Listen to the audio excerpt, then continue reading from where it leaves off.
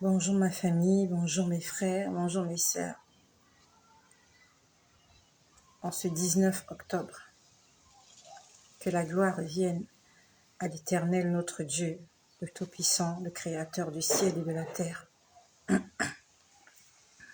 et à son Fils unique, son messager, la parole de Dieu, le Verbe par excellence, Jésus-Christ de Nazareth, lui qui vit au siècle des siècles, lui qui contrôle ce monde, lui qui dirige ce monde, lui qui tient ce monde dans sa main. C'est lui qui a le monde dans sa main, c'est lui qui a notre vie. Notre vie se trouve dans sa main. Toute notre existence, toute l'existence de l'humanité se trouve dans les mains du Créateur, du Tout-Puissant, Jésus-Christ. Et c'est lui que j'ai décidé de servir, c'est lui que j'ai choisi, c'est lui que j'ai accepté de servir. Bonjour à Nirosa Idou, bonjour à la fille du roi, bonjour à vous tous, à vous toutes qui êtes connectés, à tous les habitués, à ceux qui ont l'habitude de se manifester. Je pense à Dieu Neldor, Rufin Patnelli, Solange Dimo, Patti Ipemba. Vous êtes nombreux, Rayon du Soleil, Marcel de Leslie, Romanus Barreau. Il y a un frère qui partage beaucoup des vidéos. Je crois que c'est Bachelor, Mon Désir Bachelor, quelque chose comme ça. Voilà, c'est la première fois que je cite ton nom. Caroline, oui, bonjour, soyez bénis au nom de Jésus-Christ. Vous êtes nombreux. Patti Ipemba, Caroline, Marie-France Marota, Céleste Divine, je pense à Bangui Koya, à Sophie Issé, Aristide Alapini, Yalé Lossin, voilà. Vous êtes nombreux, je ne peux pas donner tous vos noms. William Freedom, voilà, je pense à ma sœur, je crois, Mona, Mona, le prénom j'ai oublié, ça fait un moment que je ne la lis plus. Ma sœur, je crois Françoise Mona, je ne sais plus, le prénom j'ai oublié.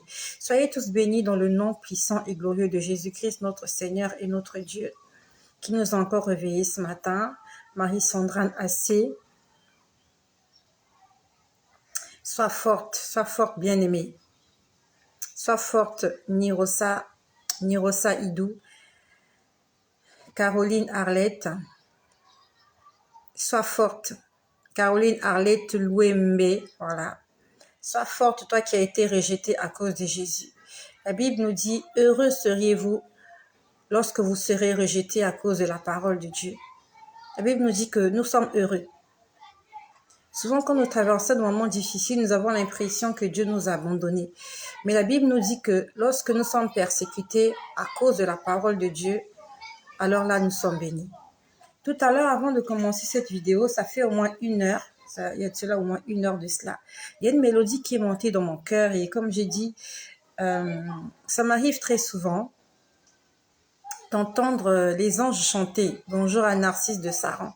J'entends les anges chanter et quand j'entends les anges chanter, ça me fait beaucoup. Je sais que la présence de Dieu est là lorsque les anges chantent parce que la Bible nous dit que Dieu siège au milieu de la louange de son peuple. Donc, je vais t'inviter, bonsoir à Patrick, je vais t'inviter à chanter cette chanson avec moi. C'est une chanson, je ne sais pas si quelqu'un l'a déjà composée quelque part, je n'en sais rien. Mais moi, ça m'est venu tout à l'heure, j'étais dans la cuisine. J'étais dans la cuisine tout à l'heure, il y a de cela près d'1 heure. Et j'ai entendu cette mélodie. Alléluia. Alléluia. Alléluia. Alléluia. Alléluia au Seigneur. Alléluia. Alléluia. Alléluia. Alléluia au Seigneur. Comment te dire ce que je ressens lorsque j'entends parler de Dieu?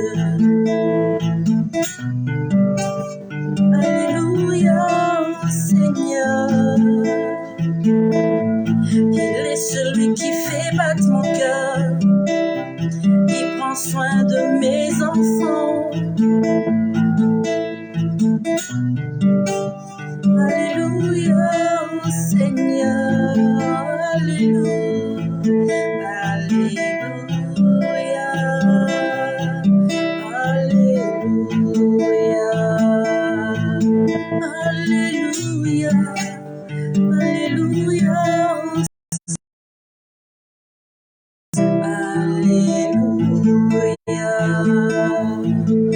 Alléluia, Alléluia, oh Seigneur. I call your name, I need your help, oh Jesus Christ, the Son of God. Alléluia, Alléluia, oh Seigneur. Il est l'alpha et l'oméga, le premier et le dernier. Alléluia, Alléluia, oh Seigneur. Je n'ai pas honte de le chanter, je l'appelle Yahvé, Jésus-Christ, mon Seigneur. Alléluia, oh Seigneur. Il est celui qui règne éternellement, il est celui qui jugera le monde.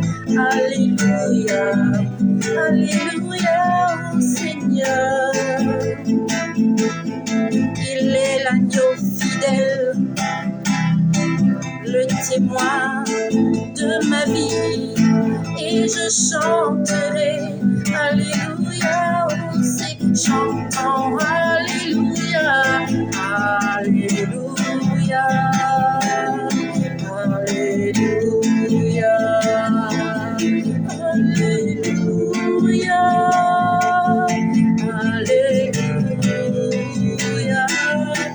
Alléluia, Alléluia, Alléluia,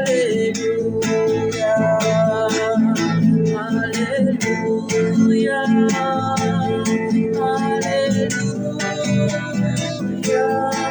Alléluia, chantons Alléluia, Alléluia, Alléluia, Alléluia, oh Seigneur.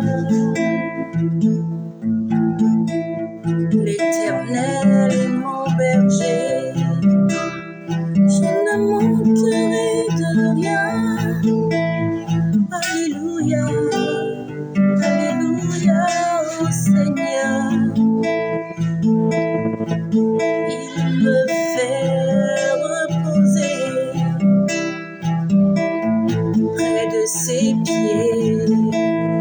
Alléluia, Alléluia. Je prie le Seigneur Jésus-Christ qui prenne le contrôle de tout ce qui se passe ici. Que le Seigneur Jésus-Christ prenne le contrôle de tout ce qui se passe. La Bible nous dit, l'heure vient et elle est déjà venue, où les vrais adorateurs adoreront le Père en esprit et en vérité. Et ce sont là les adorateurs que le Père demande. Le Père demande des hommes et des femmes qui l'adorent en esprit et en vérité. Le Seigneur n'a pas besoin d'autre chose que de la louange. Et si tu adores Dieu avec ton cœur, avec ton âme et ton esprit, tu es exactement l'adorateur qu'il faut. Dieu cherche des gens pour l'adorer. Et c'est quoi adorer Dieu? C'est dire ce qu'il est pour toi. Qu'est-ce que Dieu est pour toi? Qu'est-ce que Dieu est pour toi? Est-ce qu'il est ton guide? Est-ce qu'il est ton père? Est-ce qu'il est ton ami? Est-ce qu'il est ton confident? Est-ce qu'il est ton conjoint? Ou il est juste ton gagne-pain? Il est juste quelqu'un chez qui tu vas pour chercher la guérison. Et tu n'en as rien à foutre de lui. Tout ce qu'il dit, tout ce qu'il raconte, ce n'est pas ton problème. Toi, tu viens pour un but bien précis. Et quand tes objectifs sont atteints, tu l'abandonnes et tu t'en vas. Sommes-nous des vrais adorateurs ou sommes-nous des mendiants dans la maison de Dieu? La parole de Dieu dit que dans les derniers temps, Dieu répandra de son esprit sur toute chair. On n'a pas dit seulement sur les chrétiens. On n'a pas dit seulement sur les enfants. On n'a pas dit seulement sur les disciples ou les apôtres. Dieu répand de son esprit sur toute chair, même les sorciers. Dieu a répandu son esprit sur les sorciers, sur les occultistes, sur les magiciens, afin que personne n'ait raison devant Dieu. En ces temps de la fin, Dieu est en train de parler dans nos cœurs. Dieu est en train de nous interpeller. Il est en train de nous interpeller. Je suis désolée pour le titre que j'ai écrit. Le Seigneur est en train de me guider ailleurs. Je suis désolée, je voulais parler à un pasteur aujourd'hui, mais Dieu est en train de me guider ailleurs. En ces temps de la fin, Dieu a répandu son esprit sur toi, sur ta maison, sur les gens qui vivent dans ta maison. La Bible nous dit que vos fils et vos fils et vos filles prophétiseront, vos jeunes gens auront des visions et vos vieillards des songes. Ainsi dit l'Éternel, ça se passera ainsi dans les derniers temps. Qui que tu sois, qu'importe ce en quoi tu crois, que tu ne crois en rien, que tu crois en quelque chose, Dieu a mis son esprit sur toi. Et cet esprit-là t'appelle, t'interpelle. Lorsque tu te comportes mal, la petite voix qui te parle au fond de ton cœur, qui te dit que tu n'as pas besoin de faire ça, que tu n'as pas le droit de faire ça, c'est la voix de Dieu, c'est l'esprit de Dieu. Et cette voix-là aura raison de toi un jour. Cette voix-là, c'est ta conscience. Dieu a mis en chacun de nous une conscience, une intelligence qui nous interpelle. Et cette conscience aura un jour raison de toi. Personne ne dira devant le tribunal de Dieu, je ne savais pas, je n'étais pas au courant, je n'étais pas consciente. Tous, nous sommes conscients. Plus personne n'enseignera, c'est ce que la Bible dit, plus personne n'enseignera en son prochain, car tous me connaîtront, que tu le veuilles ou pas.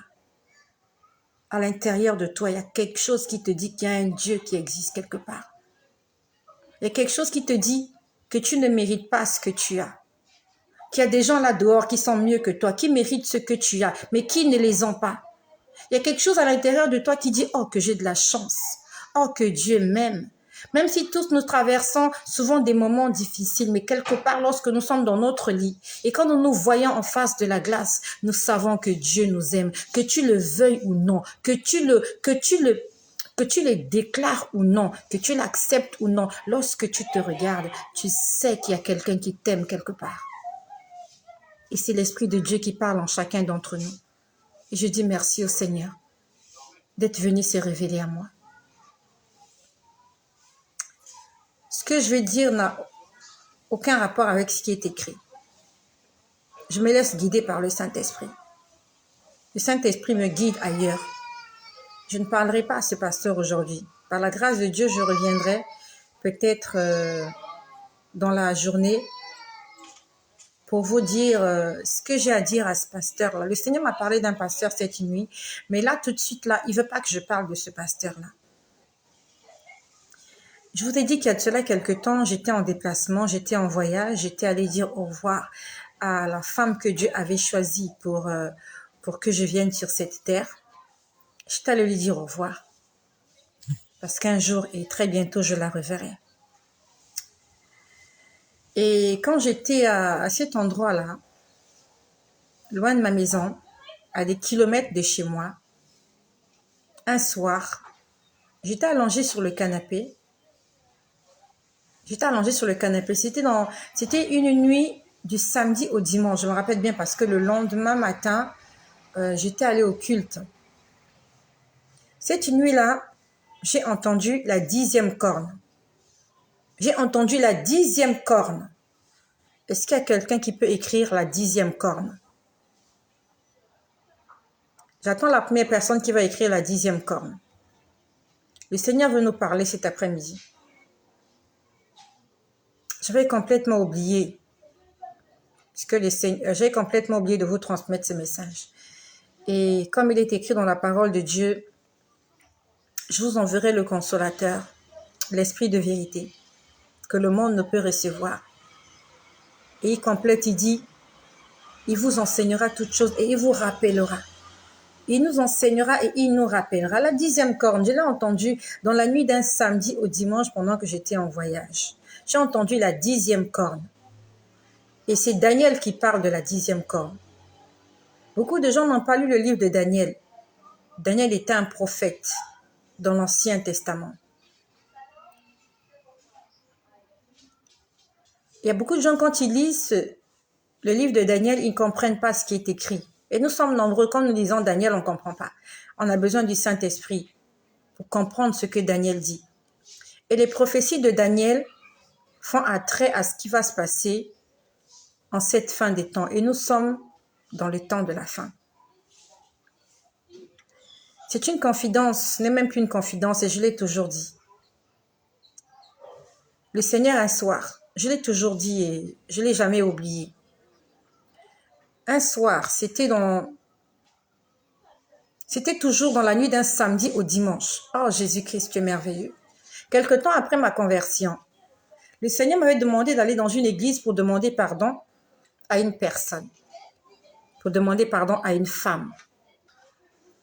Parce que j'avais mis de la pagaille dans son foyer. Voilà. Je suis honnête, je suis véridique, je suis venue me confesser. Voilà, je me suis déjà confessée et je viens le dire encore. Un soir, dans la nuit d'un samedi au dimanche, nous étions exactement, il était 2h du matin. J'étais en train de repasser le vêtement que j'allais porter. C'était pas mon église. C'était la première fois que je mettais mes pieds dans cette église-là. Cette église se trouve hors de la ville dans laquelle j'habite. Et Dieu m'avait demandé d'aller dans cette église pour demander pardon à une femme parce que j'avais sémé le trouble dans son foyer. Donc, toi, ma sœur qui m'écoute, ne va pas s'aimer le trouble dans le foyer des gens. Aujourd'hui, cet homme-là te dit qu'il t'aime, il te ment. Tous les hommes qui vont te dire qu'ils t'aiment, ils sont en train de te mentir. Ils veulent profiter de toi, il attend quelque chose de toi. Et le Seigneur m'a dit, va demander pardon à cette femme, parce que non seulement tu as sémé la pagaille dans son foyer, mais tu as brisé son cœur. La Bible nous dit que pendant que tu fais ton offrande, si tu te rappelles que... La Bible nous dit que pendant que tu fais ton offrande à Dieu, si tu te souviens que ton prochain a quelque chose contre toi, arrête de faire ce que tu as à faire, va te réconcilier avec ton prochain. Ce n'est pas évident que cette femme et moi, que nous soyons des copines. On ne sera pas des copines, on ne sera pas des amis, mais Dieu me demande d'être en paix avec tous. Donc, je suis allée dans cette église demander pardon à cette femme parce que j'étais allée troubler son foyer. Et je l'ai fait en pleine église, en plein culte, un dimanche. Et ce soir-là, je me rappelle lorsque j'étais en train de repasser la tenue que j'allais porter le lendemain, je ne peux jamais oublier cela. C'était une tunique de couleur verte avec un bustier noir, une robe bustier noire très longue, une robe de soirée bustier noire. Et par-dessus cette robe, j'avais porté une tunique de couleur verte et un chapeau noir. Pendant que j'étais en train de repasser ce vêtement, j'ai entendu quelqu'un parler derrière moi. C'était sur ma droite. La personne m'a dit, si tu obéis à mes commandements et si tu fais tout ce que je te demande de faire, je te promets que tu seras témoin de mon retour. J'ai entendu cette voix-là, il était 2h du matin. Et le mois dernier, nous sommes en octobre, je l'ai entendu en septembre, dans la nuit du samedi au dimanche.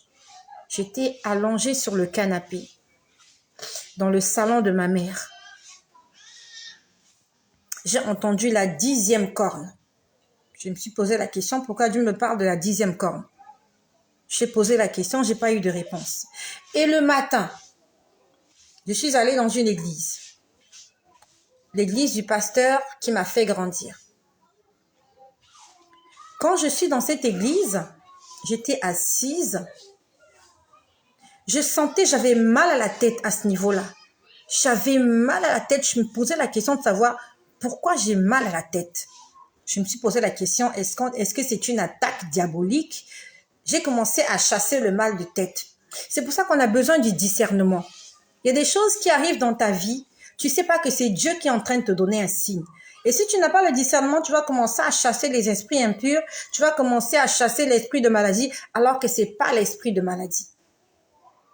Alors que ce n'est pas les démons. C'est Dieu qui veut t'envoyer un signal. Dieu veut t'envoyer un message. Mais comme il nous manque la connaissance, comme il nous manque le Saint-Esprit, souvent on ne fait pas attention. Dieu t'envoie un signal et toi, au lieu de poser la question à Dieu, pourquoi ça se passe comme ça, tu cours à l'hôpital, tu vas chercher un médecin, tu vas chercher un occultiste, tu vas chercher un féticheur, alors que Dieu veut juste te parler. Donc j'avais mal à la tête ce jour-là.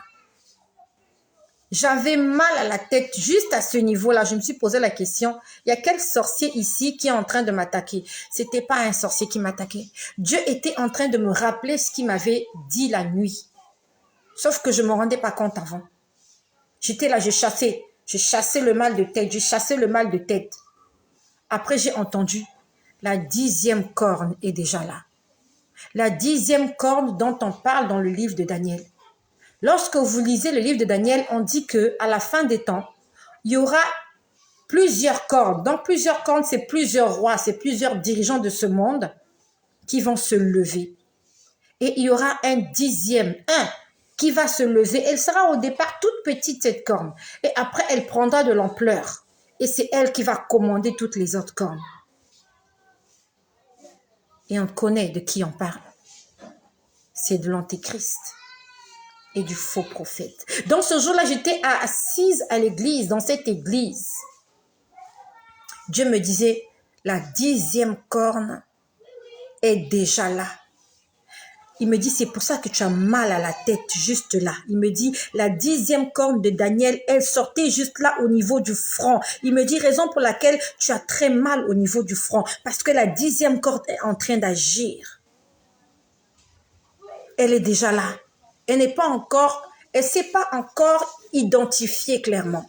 Elle n'a pas encore montré son identité parce que le Saint-Esprit est encore en train d'agir parmi nous. Le Saint-Esprit est encore en train d'agir dans ta vie. Raison pour laquelle l'Antéchrist ne peut pas se manifester. L'Antéchrist ne peut pas prendre le contrôle du monde tant que le Saint-Esprit est encore ici sur la terre. Et ça ne tardera plus.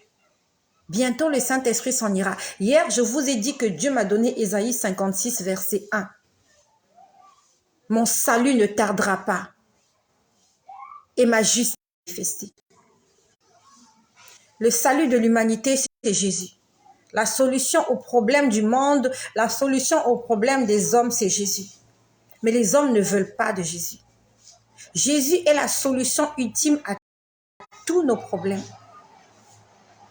Ce n'est pas le G7, ce n'est pas le G20, ce n'est pas le G50, ce n'est pas toutes les réunions de ces dirigeants-là. Tout ce qu'ils sont en train de faire, ils ne trouveront jamais de solution au problème de la terre. La solution au problème, c'est Jésus. Lorsque Jésus viendra, il sera la solution pour plusieurs. Et il sera aussi une lamentation pour d'autres.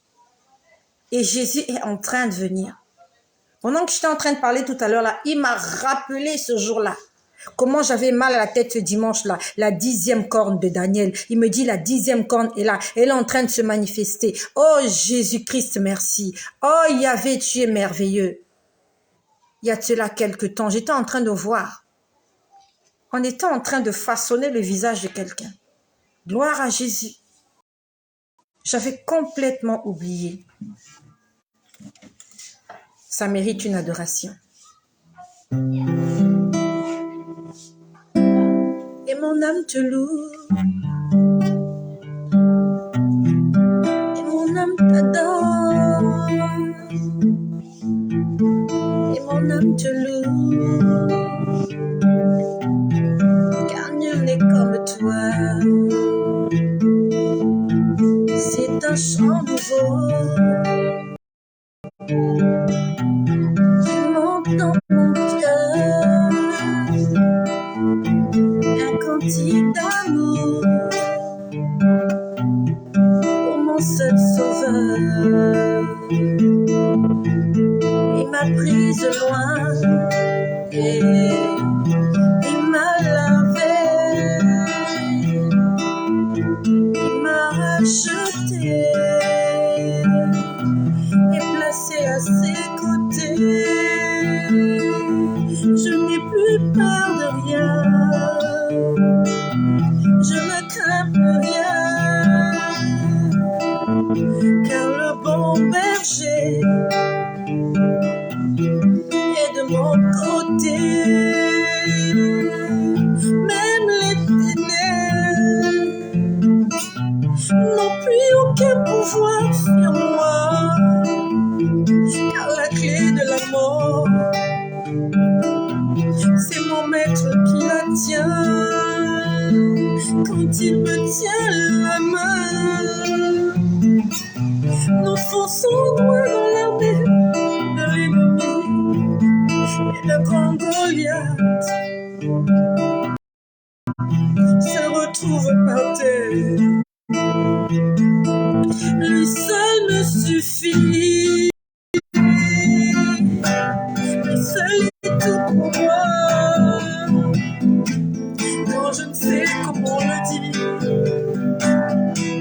je me mets à chanter. L'Éternel est bon, l'Éternel est bon, l'Éternel est bon, il est bon pour moi. Oui, Jésus est bon, Jésus est oh, mon Jésus est bon, il est bon pour moi. Je pleure parce que je sais d'où je viens. Je sais d'où je viens et n'eût été la grâce de Dieu, je ne serais plus de ce monde. Je serais en enfer. Si Dieu n'avait pas eu pitié de moi, je serais en enfer aujourd'hui. Je suis tombée un soir dans l'enfer. Et quand je chante cette chanson, je peux mesurer l'amour de Dieu pour moi. Plusieurs personnes se sont endormies, ne se sont plus jamais réveillées. Et ce jour-là, si Dieu ne m'avait pas réveillée, tu ne m'aurais pas connue. Si Dieu ne m'avait pas amené à la vie, mes enfants seraient orphelins aujourd'hui. Ma mère allait beaucoup souffrir. Si j'étais décédée avant ma mère, elle allait être inconsolable. Aujourd'hui, j'ai perdu ma mère et c'est Jésus qui me console. Mais si j'étais morte avant ma mère allait être inconsolable. Et malgré tout ce que je vis, malgré les moments difficiles que je passe, malgré la tristesse qui envahit souvent mon cœur, je sais que Dieu m'aime. Je sais qu'il m'aime.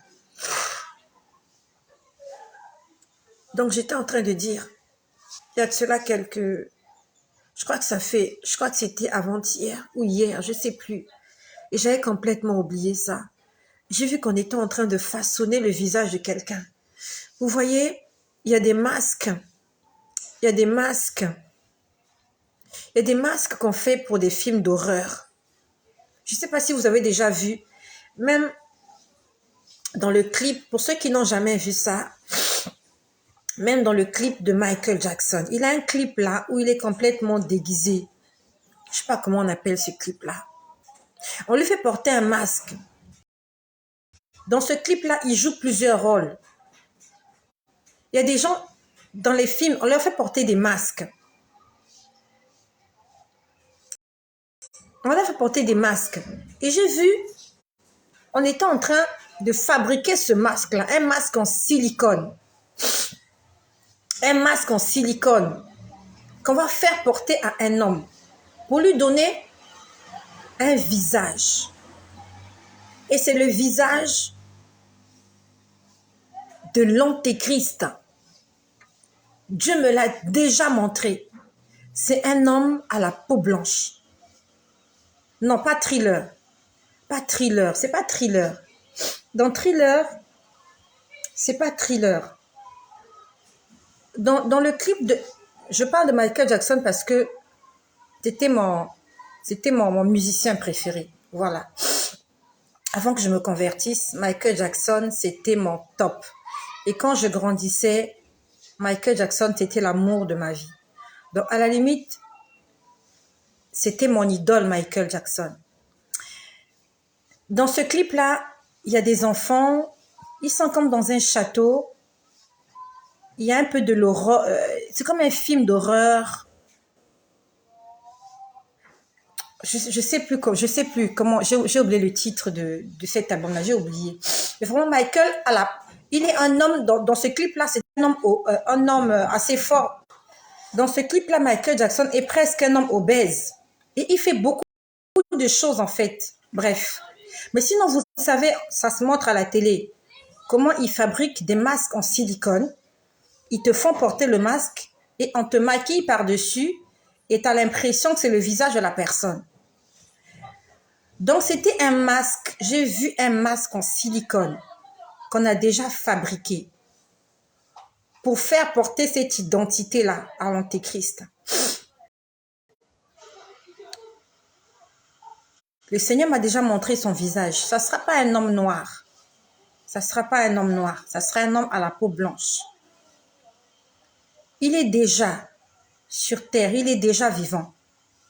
C'est déjà un homme adulte. Sauf qu'il ne s'est pas encore révélé au monde. Et j'ai vu, on a déjà fabriqué son masque. On va lui faire porter un masque, cette identité-là, pour qu'il vienne se révéler au monde. Le masque est déjà prêt. C'est pas ce que je voulais dire, mais le Seigneur m'a conduit là. J'aimerais te dire, bien-aimé, beaucoup de personnes ne croient pas en cela. Que tu crois en cela ou pas, cela ne changera pas la divinité de Jésus. Cela ne changera pas la suprématie de Jésus. Que tu sois encore vivant ou non quand Jésus viendra, ce qui est sûr, c'est qu'un jour, chacun d'entre nous, nous allons quitter la terre. Donc, que tu crois ou pas que Jésus reviendra, je sais que tu crois qu'un jour tu mourras. Que tu le veuilles ou non. Un jour tu mourras. Et le jour où tu mourras, tu rencontreras Dieu face à face. Il y a de cela quelques temps, je vois tellement de choses, j'entends tellement de choses et je n'écris plus. Avant, j'écrivais. Là, je n'écris plus. Je dis, Seigneur, je n'écris plus. Quand j'active la vidéo, ce que tu me mets à cœur, c'est ce que je vais dire. Et s'il faut que tu me rappelles des choses que j'ai déjà oubliées, fais comme tu veux. Je n'ai plus envie d'écrire. Dans le temps, j'écrivais. Dieu m'a montré ceci, après je lisais. Je dis, Seigneur, tu me montres tellement de choses. Je n'écris plus. Ça fait, je crois, maximum 2 semaines. J'entendais les anges chanter. Les anges disaient, bientôt, très bien. En fait, bientôt, très bientôt, nous verrons le Seigneur. Bientôt, très bientôt, nous verrons le Seigneur. Bientôt, très bientôt, nous verrons le Seigneur. Ça s'est passé maximum 2 semaines. Maximum. Et ça tournait dans ma tête. Bientôt, très bientôt, nous verrons le Seigneur. Bientôt, très bientôt, nous verrons le Seigneur. Bientôt, très bientôt, nous verrons le Seigneur. Les hommes politiques, les grands de ce monde, ne trouveront pas des solutions aux problèmes. Les problèmes vont aller de mal en pire. Avant-hier, ça s'est passé avant-hier. Je vous ai dit avant-hier, j'étais en train de prier. Pas hier, avant-hier. Oui, avant-hier, j'étais en train de prier. J'étais en train de prier. J'étais en train de penser à toutes ces personnes qui souffrent dans le monde. Je disais, Seigneur, pourquoi il faut que ça se passe comme ça? Je priais, je disais, Seigneur, rends justice à l'innocent. Pourquoi est-ce que l'innocent doit mourir à la place du coupable? Pourquoi est-ce que les pauvres doivent mourir à la place des riches? Je priais, je disais, Seigneur, Seigneur. Et je pouvais voir des chars. Je voyais des chars. Il y en avait partout. En fait, c'est comme si Dieu me répondait, les problèmes ne vont pas s'arranger. Ça ne va pas s'arranger. Telles les douleurs de l'enfantement. Quand une femme est prête à délivrer l'enfant, les douleurs s'accélèrent. C'est pour annoncer la venue de l'enfant. C'est pour annoncer qu'il y a quelque chose qui va arriver. Plus les contractions se rapprochent et pour toutes les femmes qui sont passées par là, savent de quoi je parle. Plus les contractions se rapprochent, ça signifie que l'accouchement ne tardera pas. Bientôt, tu auras ton bébé dans les bras. Bientôt, tu verras ton enfant.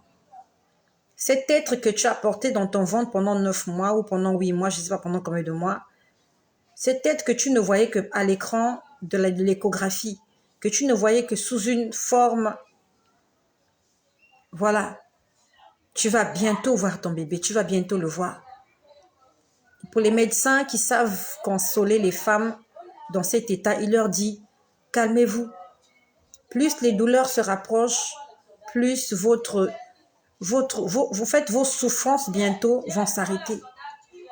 Et plus le monde est en effervescence, plus il y a des guerres, des bruits de guerre, tout ce que nous connaissons, la magie, la sorcellerie en plein air. Les gens n'ont plus honte. Les sacrifices humains. Des gens gardent des cadavres dans leur maison. Des gens mangent de la chair humaine. Le cannibalisme, comment on appelle ça, l'homosexualité, la pédophilie, tout ça, en fait, ça va aller de mal en pire. Et ça annonce l'arrivée du Fils unique de Dieu. Ça annonce l'arrivée de l'enfant. Jésus-Christ bientôt sera visible. Et l'Antéchrist, dès que Jésus s'en ira, l'Antéchrist va se manifester.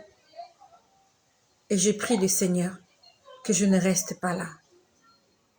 Ma prière est que, après avoir prêché aux autres, après avoir annoncé la bonne nouvelle, l'évangile, après avoir annoncé le salut des âmes, après avoir annoncé et parlé du ciel, que je sois la première à y entrer.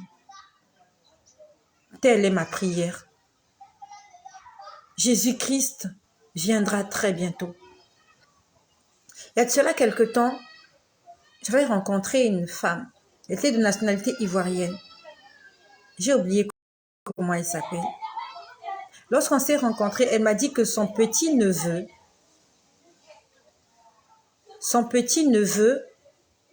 qui était, je crois, au CP, un matin se réveille paniqué. Elle pose la question, qu'est-ce qui se passe? Un petit garçon, il a dit, j'ai vu qu'il y avait des gens qui disparaissaient. Il dit, j'avais des gens qui disparaissaient. Il dit, j'étais en train de marcher. Il dit, les gens disparaissaient. Et il dit, les gens étaient en train de crier. Il y a des gens qui criaient. Il y a des gens qui tombaient. Il y a d'autres qui disparaissaient. Un petit enfant qui dit ça à sa tante. Un petit garçon. Il avait, je crois, 6 ans. Il avait 6 ans. Et cette femme-là était en train de me dire que le petit, il dit, j'étais dans la rue, et il dit, il y a des gens qui disparaissaient. Les gens disparaissaient, et il dit qu'il était en train de crier, il hurlait, il cherchait sa mère. Il y a de cela je crois, 2 ou 3 ans, on m'avait amené un jeune homme à la maison. Un jeune homme qui commençait à avoir des troubles mentaux. Ses amis me l'ont amené à la maison parce que ils savaient que je prie. Et on me l'emmène à la maison. J'ai commencé à discuter avec lui. Je lui ai posé la question de savoir pourquoi il a accepté de venir me voir. Il me dit, il m'explique, il me raconte une histoire. Et quand je l'ai vu, je lui ai dit, mais c'est Dieu qui t'a parlé. Alors, il commençait à avoir des troubles mentaux. Donc, il se promenait n'importe comment, il se déshabillait et on me l'amène à la maison. Et le jour qu'il est venu chez moi, il avait l'air normal. Je lui pose la question, on a commencé à discuter. Et il m'explique qu'un jour, il a été attiré vers une maison abandonnée. Là, ce n'est pas en vision. Là, je vous raconte quelque chose de normal.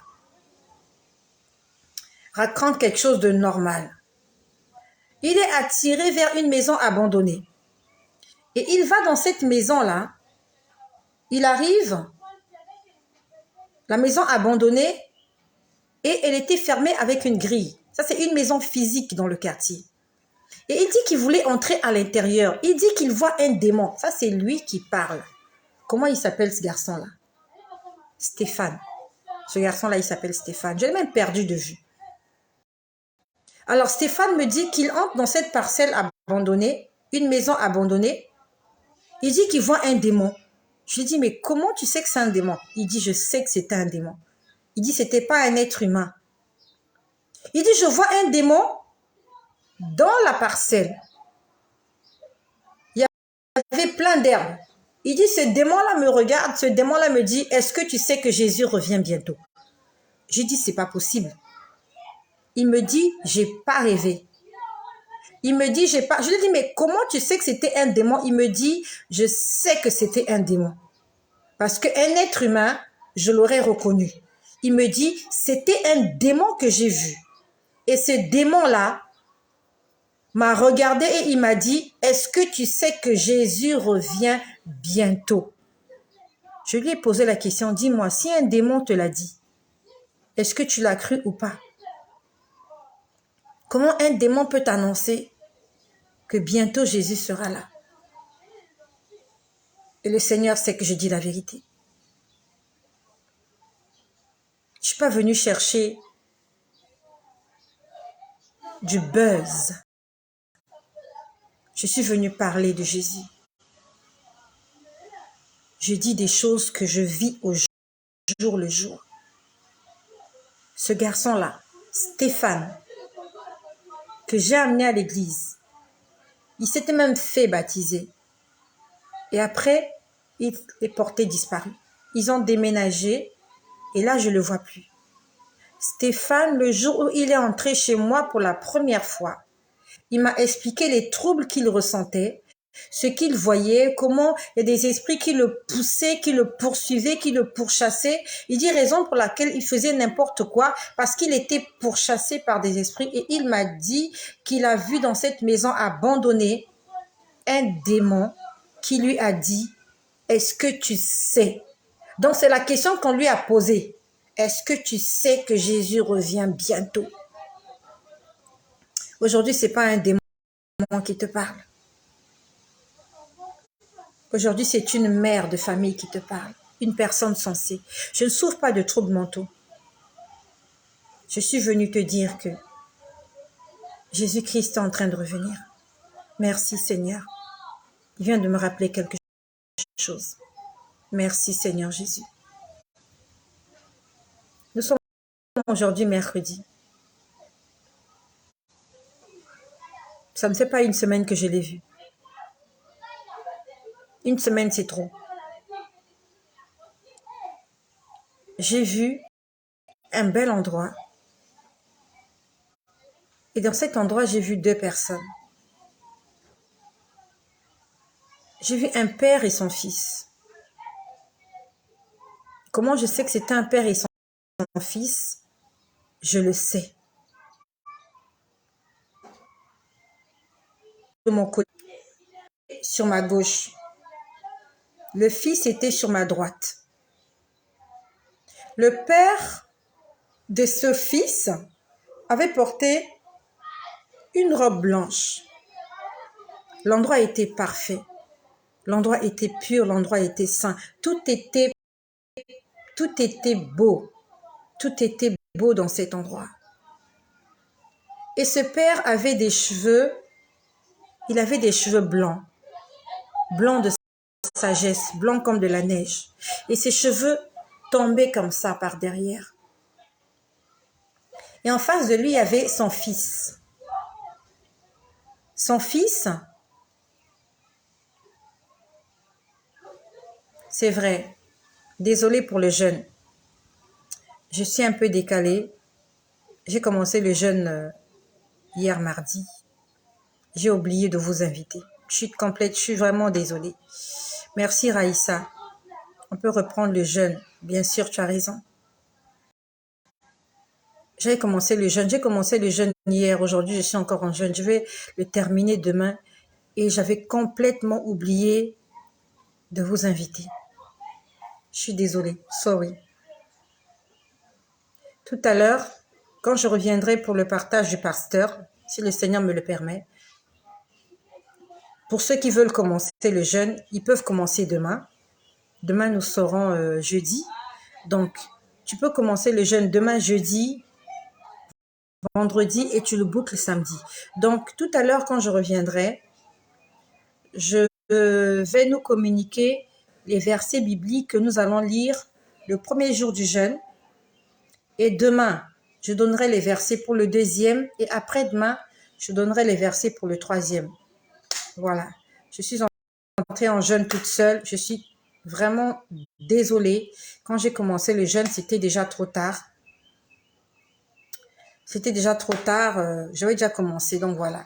Donc tout à l'heure, je vous donnerai les versets bibliques que nous allons lire. Premier jour, deuxième jour, troisième jour. Pour ceux-là qui veulent jeûner. Donc, je reviens à ce que je disais.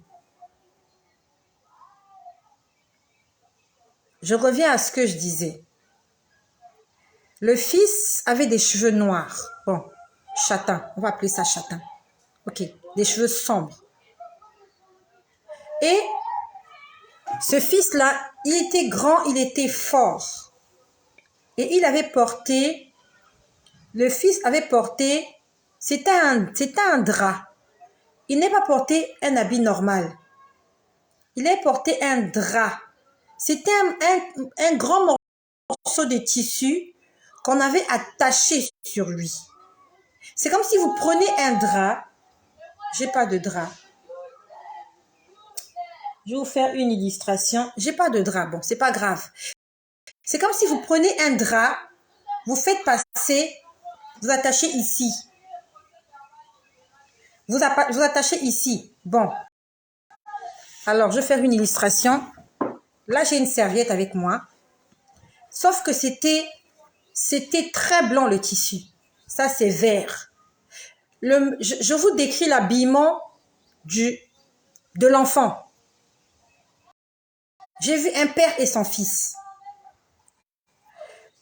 C'était un drap. Et on a pris ce drap, on l'a fait comme ça. Le drap est passé comme ça. Comme ça. Voilà. On lui a attaché le drap comme ça. C'était un drap, un grand drap. On lui a fait passer ça comme ça. Donc, je pouvais voir ses mains. Et ici, je voyais ses mains. Et son père le tenait. Son père le tenait et je pouvais sentir que son père l'envoyait en mission. Il était en train de dire à son père, va et reviens. Ils n'ont pas parlé. Personne n'a parlé. Je n'ai entendu aucun son. Mais il y avait comme une transmission d'informations. Il y avait comme une transmission d'informations qui me faisait comprendre ce que ce père-là disait à son fils. Donc, je savais que c'était un père et son fils. Dans un endroit pur, dans un endroit saint. Et ce père-là était en train de se séparer momentanément. Pour un court moment, il se séparait de son fils parce que son fils devait aller en mission et revenir. Et il tenait son fils comme ça pour lui dire, c'est comme pour lui dire, il est temps, vas-y. Je l'ai vu, je sais plus quand, mais ça fait pas 5 jours. Et j'avais complètement oublié. Et pendant que je parle, Dieu est en train de me le rappeler. Pour toi qui es bloqué dans ta vie, viens jeûner avec moi demain. Viens jeûner avec moi demain. À partir de demain, entre en jeûne et prière. Et continue de prier, Dieu va se manifester. Moi, je ne suis qu'un envoyé. Je ne suis pas Dieu. Je suis juste là pour répéter, pour dire ce qu'il me demande de dire. Donc, pour toi qui as des problèmes, cherche Dieu et Dieu te répondra. Il a dit lui-même dans sa parole, invoque-moi et je te répondrai. Invoquer signifie appeler avec insistance. Tu insistes, tu insistes. Tu n'appelles pas seulement une fois. Lorsque tu vas chez quelqu'un et que tu es déterminé à voir la personne, même si tu as toqué, personne n'est venu ouvrir, tu vas, tu sonnes, tu sonnes, tu sonnes, tu sonnes. Après, tu te mets à crier son nom. Tu prends ton téléphone, tu essaies d'appeler son portable. Parce que tu as quitté de loin, tu es venu chercher la personne. Et tu sais que la personne est là. Peut-être qu'elle dort, peut-être qu'elle n'entend pas. Tu insistes, c'est ce qu'il faut faire avec Dieu. Il a dit, invoque-moi et je te répondrai. Et pendant que je parle, le Seigneur met dans mon cœur que je vous lise un passage. Gloire à Jésus-Christ. Lorsque tu es avec Jésus, tu ne forces pas les choses. Il te donne tout ce dont tu as besoin là tout de suite. Pendant que je parle, le Seigneur me demande qu'on aille lire dans Luc. Dans Luc au chapitre 5, à partir du verset 17. Luc 5, verset 17. Si quelqu'un peut écrire Luc 5, verset 17. Luc 5, 17. Luc 5, 17. Someone can help me. Please write Luc 5 à partir du verset 17. Luc 5, verset 17. Est-ce qu'il y a quelqu'un qui peut l'écrire? Nous allons lire ce passage et ça va nous édifier. Merci ma sœur Solange. Merci. Un jour, Jésus enseignait, des pharisiens et des docteurs de la loi étaient là assis, venus de tous les villages de la Galilée et de la Judée et de Jérusalem. Et la puissance du Seigneur se manifestait par des guérisons. Et voici des gens portant sur un lit un homme qui était paralytique. Cet homme-là était paralytique, il était malade, il était alité, il ne pouvait pas bouger, il était paralysé. Il cherchait à le faire entrer et à le placer sous les regards de Jésus. Donc il y a des hommes de bonne volonté qui prennent un homme paralytique, un homme qui a des problèmes, comme toi qui as des problèmes aujourd'hui. J'ai plus assez de batterie. Le Seigneur m'aide à terminer cette vidéo. Et ces hommes-là veulent t'amener sous le regard de Dieu. Peut-être qu'aujourd'hui, tu n'es pas comme cet homme-là. Il y a d'autres personnes qui doivent t'amener. Mais toi-même, tu cherches à aller voir le Seigneur. Tu as des problèmes, tu es paralysé, tu souffres. Tu as envie d'aller voir le Seigneur, mais c'est difficile parce qu'on dit que comme il ne savait pas où l'introduire à cause de la foule. Donc, Jésus prêchait, Jésus était dans une maison. Et il y a quelqu'un qui devait rencontrer Jésus. Il y a quelqu'un qui devait être sous les regards de Jésus. Mais la foule les empêchait de passer par la porte. La foule les empêchait, il y avait trop de gens. Mais ils étaient tellement déterminés qu'on dit, ils montèrent sur le toit et ils le descendirent par une ouverture. J'aimerais te dire que de la même façon que ces hommes-là ont tout fait pour amener ce paralytique sous les regards de Jésus, si tu forces, tu cherches Dieu avec ton cœur, Dieu te donnera toujours une ouverture. Il y a une ouverture quelque part. Même si tu sens des blocages autour de toi, continue à chercher Dieu. Que la foule ne te décourage pas, que les problèmes ne te découragent pas, pas seulement toi, moi aussi, je passe des moments difficiles. Il y a tellement de problèmes, il y a tellement de foule, il y a tellement de bruit, les choses viennent tous les jours, il y a quelque chose. Ça marche pas, ça marche pas. Continue à chercher le Seigneur, monte sur le toit. Monte sur le toit. Sur le toit, tu trouveras une ouverture. Dieu a laissé une ouverture pour toi. Ne regarde pas la foule, ne soyons pas intimidés par tout ce que nous voyons. Les enfants malades, pas de travail, monsieur infidèle, maman est morte, papa est mort, et ainsi de suite. Il y a une ouverture là dans le toit. Monte sur le toit. Et pour monter sur le toit, il faut que tu exerces une certaine force, une certaine volonté. Monte sur le toit, il y a une ouverture. Et contrairement à ceux qui attendent devant la porte, toi qui passes par le toit, tu vas tomber droit devant Jésus. Lorsque tu passeras par cette ouverture, tu vas descendre là, tu seras droit devant Jésus. Il y a une ouverture là. Continue de chercher, continue de prier, continuons de jeûner, continuons de lire la Bible. Que tu pries ou que tu ne pries pas, Jésus-Christ est Dieu. Que tu vives des problèmes ou pas, Jésus-Christ est Dieu et il restera Dieu. C'est pas lui qui a besoin de nous, c'est nous qui avons besoin de lui. Il y a un adage qui dit que celui qui veut voir le pape va à Rome. Tu veux voir Dieu, cherche Dieu et tu le trouveras. Est-ce que tu le cherches? Il a dit si vous me cherchez de tout votre cœur. Ça veut dire que tu ne cherches que Dieu, tu ne cherches que Jésus. Tu vas ni à gauche ni à droite. Tu vas pas chez les marabouts, tu vas pas chez les féticheurs, tu vas pas chez les guérisseurs, tu vas pas chez les occultistes. Tu cherches pas un homme pour une solution à tes problèmes, mais tu cherches Dieu et tu lui dis, Seigneur, tu es la seule solution à mes problèmes et il va se laisser trouver à toi. Il va te montrer l'ouverture là sur le toit. Il y a une ouverture. C'est un peu compliqué de monter sur le toit, mais tu peux monter sur le toit. S'il y a quelqu'un qui a fait cette toiture, ça veut dire que toi aussi, tu peux monter sur le toit. Prends l'escalier, monte, va à un autre niveau, à une autre étape, step by step, autre level, monte, va plus haut et tu verras l'ouverture. Et quand tu descendras par l'ouverture, même la foule qui est devant la porte là qui t'empêchait d'entrer, ils seront étonnés. Ils se poseront la question de savoir comment tu as fait pour arriver là où tu es arrivé. Tu as juste pris le chemin que les autres ne prennent pas. Personne n'avait pensé à monter sur le toit. Tout le monde voulait passer par la porte, mais la porte, elle est étroite. La porte est étroite. Étroit est le chemin qui mène à la vie éternelle. Et il n'y en a pas beaucoup qui trouvent ce chemin-là. Si cette porte-là est conçue pour 2 personnes, 3 ne peuvent pas passer. Et si tu veux te faire violence, cherche un autre passage. Parce que le passage que tu veux prendre là, beaucoup de gens veulent passer par là. Ils veulent prendre le chemin le plus court. Toi, prends le chemin peut-être qui est plus long et peut-être plus difficile. Mais par ce chemin-là, tu arriveras à tes fins.